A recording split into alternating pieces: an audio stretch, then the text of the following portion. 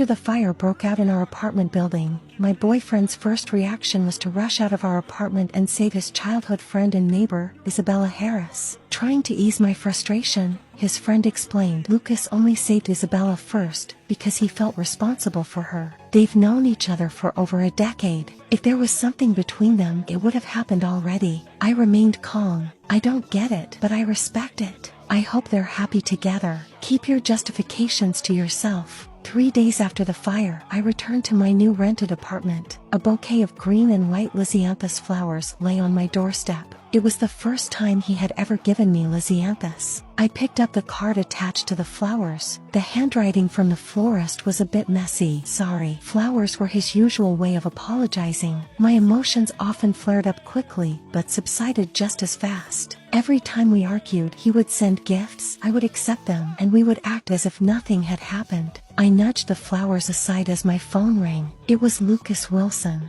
Harper, Isabella wants to thank me for saving her. She invited us to dinner. I'm waiting downstairs. We had actually been giving each other the silent treatment for 3 days, but he spoke as if nothing had happened. I agreed. Okay. After getting into Lucas's car, he frowned slightly and said, "There's a light jacket in the back seat. You should put it on." I shook my head. "I'm not cold." We drove past rows of old, quaint townhouses lining the street. Curious, I asked, "How did you know I moved here?" Lucas drove with one hand. I asked about the store where you often order takeout. Of course, the staff in that store also knew him. When we arrived at the restaurant, Isabella had been waiting inside for a while. Seeing us walk in together, she seemed a bit surprised. "Hi Lucas." "Harper." I noticed the table was set for 2. Lucas casually motioned for the waiter to bring an extra set of utensils. The table was soon filled with beautifully presented dishes. Lucas stood up to pull out my chair, a gesture he often made when we dined out. Isabella, noticing the courtesy, offered a smile. "Lucas, could you please pass me the salt too?" Lucas obliged, without hesitation. Isabella smiled and said, "This time, I want to specially thank Lucas and you, Harper. Don't misunderstand. Lucas came to find me first, because I had sprained my ankle a few days before the fire." She blinked at me, her eyeshadow catching the light with a subtle shimmer. I continued eating my food calmly. "I see. By the way, you must have been really scared during the fire, Harper." My fork paused briefly. In fact, the fire was brought under control very quickly.